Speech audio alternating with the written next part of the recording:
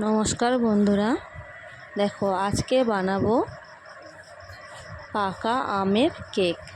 তো আমি ছোট বাটির 1 বাটি ময়দা চালিয়ে নিয়েছি, আর এটা 4টে পাকা আম আমি পিউরি করে নিয়েছি। মিক্সিতে একটু ঘুরিয়ে নিয়েছি।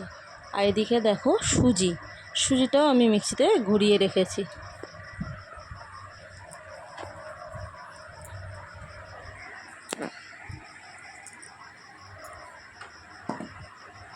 তো একে একে আমি দিয়ে দেব। ময়দার মধ্যে দিয়ে দিলাম সুজিও আমি 1 বাটিই নিয়েছিলাম। 1 বাটি সুজি নিয়ে মিক্সিতে ঘুরিয়ে নিয়েছি। এদিকে দেখো একটু লবণ দিয়ে দিলাম। তারপরে দেব বেকিং পাউডার 1 চামচ বেকিং পাউডার দেব। আর এটা হলো বেকিং সোডা 1 চামচ বেকিং সোডা দেব। তারপর দেব চিনিটা স্বাদ মতন দেবে, তোমরা যে যেরকম মিষ্টি পছন্দ করো। আমি খুব বেশি পছন্দ করি না, মিডিয়াম দেব। তো এখানে দেখো আমি 4টে আম পিউরি করে নিয়েছিলাম, মিক্সিতে ঘুরিয়ে নিয়েছিলাম, সেই আমের পাল্পটা দিয়ে দিলাম। তারপর দেব সাদা তেল।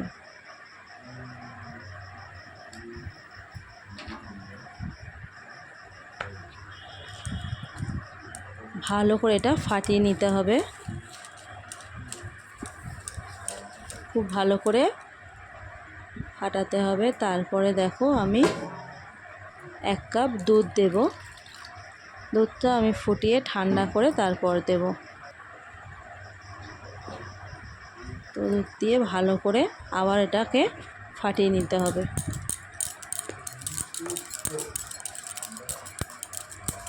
এই ফাটিয়ে নেওয়ার পর কিছুক্ষণ আমি ঢেকে রাখবো।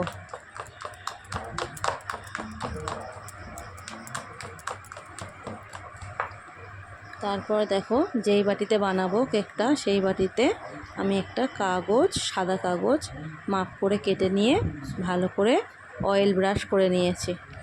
তারপর এদিকে দেখো গ্যাসে একদম লো আছে আমি কড়া বসিয়ে দিয়েছি।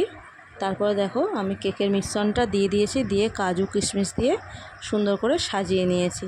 তোমরা তোমাদের মতন করে সাজিয়ে নিও, আমি যেমনটা পারি তেমন সাজিয়েছি। তারপরে দেখো 30 মিনিটের মধ্যে হয়ে যাবে, 30 মিনিট সময় লাগে।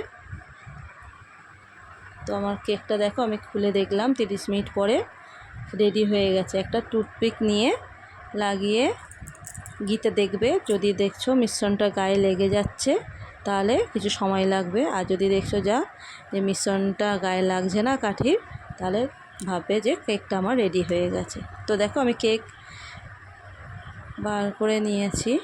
ও কীরকম স্পঞ্জি হয়েছে কেকটা, দেখো খুব ভালো হয়েছে, স্পঞ্জি, খুব টেস্টিও হয় ম্যাঙ্গো কেক।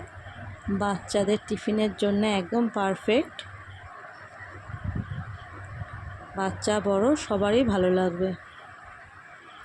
তো ভালো লাগলে চ্যানেলটা সাবস্ক্রাইব করো। Thank you.